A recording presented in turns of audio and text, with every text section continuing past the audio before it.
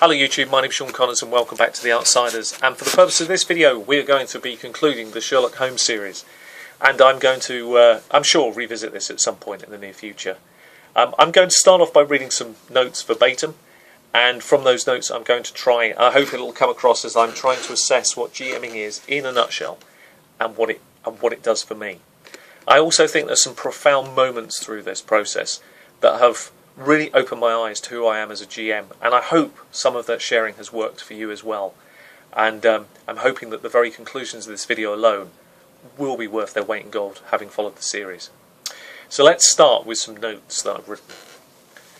But that creation process that we have doesn't come out of the blue. It is actually grounded in reality. It is drawing upon all those observations that you've gathered up to that point, consistent in every detail with what has already been. It is, in other words, growing organically out of those contents that you've gathered into your attic, through the process, of course, of observation, mixed with those ingredients that have always been there, your knowledge base, your understanding of the world. As the famed psychiatrist Feynman puts it, imagination in a tight straitjacket. To him, the straitjacket is the laws of physics. To Holmes, it is essentially the same thing, that base of knowledge and observation that you've acquired to the present time. Never is it simply a flight of fancy. You can't think of imagination in that context as identical to the creation process, for example, of an artist. It just can't be. First, for the simple reason that it's grounded in the factual reality that you've built up, and second, because it must be definitive and not a vague proposition. Your imaginings have to be concrete. They have to be detailed. They don't exist in reality, but their substance must be such that they could theoretically jump from your head into the world with little adjustment. This is as per Ferryman. They are in a straitjacket, or in Holmes's terms, they're confined and determined by your unique brain attic. Your imaginings must use it as their base, and they must play by its rules, and those rules include the observations you've so diligently gathered. The game is, continues Feynman, to try to figure out what we know, what's possible. It requires an analysis back, a check-in to see whether it fits, is allowed according to what is known. And in that statement lies the final piece of definition. Yes, imagination must come from a basis in real hard knowledge, from the concreteness and specificity of your attic, and yes, it serves a greater purpose as set up for deduction, be it of a scientific truth, a solution in Holmes's case to a murder, or a decision or a problem in your own DMing game. But it is far removed from both. And in all these instances, it must deal with certain constraints, but it is also free. It is of course also fun. In other words, a game. It is the most playful part of a serious endeavour. Not for nothing does Holmes utter the famed phrase, "The game is afoot." In the opening lines of The Adventure of Abbey Grange, that simple phrase conveys not only his passion, his excitement, but his approach to the art of deduction in his world, and more generally of thought. It is a serious thing indeed, but it never loses the element of play. The element is necessary. Without it, no serious endeavour could stand a chance. I conclude the Sherlock Holmes series on that sentence. But no ending would be complete without examining some key steps that could help us as DMs. Examine our own style and what I've concluded from this. I'm going to give you those steps. I'm hoping that by making these steps, by making you aware of these steps will help you. Hold on one sec, sorry, apologise. Just want a bit of a paperweight here.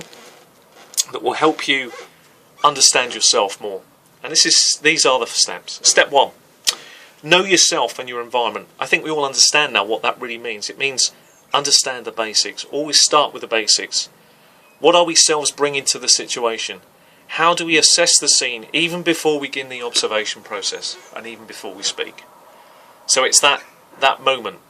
I found great value in using a technique I called playback. And effectively what that is before I go into certain games, there are key individual areas that I believe are going to be really important for the game. You know, certain things I can think of that the players might do. So I tend to talk them out openly. Talking out a situation openly rather than reading means that I take an extra second or so to think about it. That's really important because of what we've already described before. We already know that the human mind has a default system built in. And to break that default system, it is better to sometimes pause a little and do things that are going to make you assess it more. And by talking it out loud, as strange as it sounds, It allows me the opportunity to think round the key components of how to bring that scene alive. Effectively, how to keep it fun. So that's why I bring up about know yourself and know your environment. It's not so much the environment around you, it's going to be the environment that you're going to use in your games. Of course, part 2. Observe carefully and thoughtfully. It's a simple case, really, of, in life, utilising every single observation and thought process that you have. And carefully using that knowledge consistently and regularly puts things into the brain at it. Skills, competencies, knowledge, things that you can lay your hands on. And the more you observe, the more you take details in, the more you begin to understand, the more you fill your attic. But hopefully you fill it in such a way that all the parts become more interlinked and more useful just at the right time as a GM. Imagine and remember to claim back the space. You may not think you need to, but we all do. After observation comes the creative space. That time to reflect and explore the ins and outs of your attic called imagination. It's that break of the mind.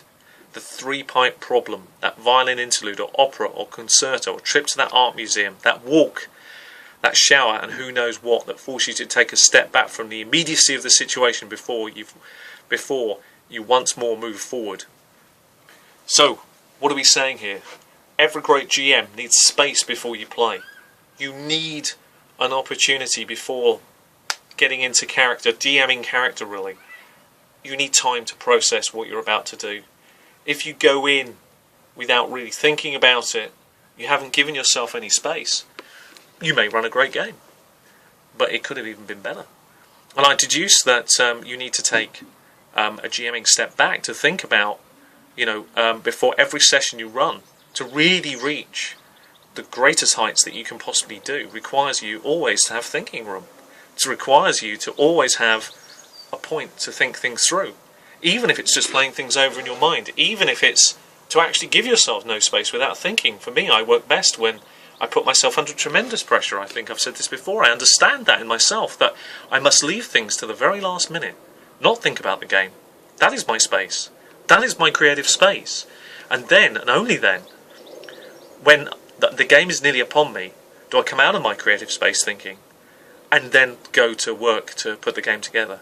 That really works for me. Everybody's different. You've got to discover what yours is and act on it. If you really want to take your games to another level, if you really want to find that special, how good you could be, and it's not always going to work, and we're going to talk about that, but you really are finding steps that are really, really important. And I think these are really great steps that we've never talked about before. And 4, deduce only from what you've observed, nothing more. Do not base your theories on what others tell you. It can't be any good. So, a little conclusion here, all the things, as I said before, that I believe, yes, we could help people, yes, the DM's tips are great, they are, there's no doubt about it. They do help people think, open up a door. But the tip itself is not enough.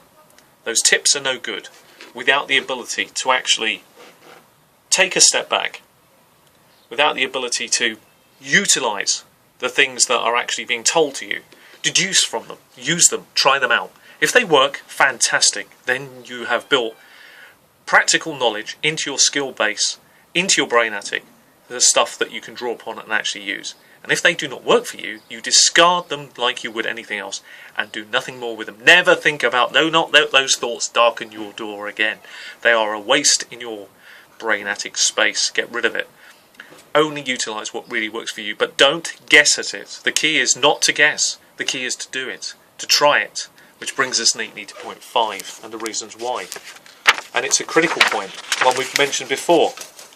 Learn from your failures as much as you do from your successes.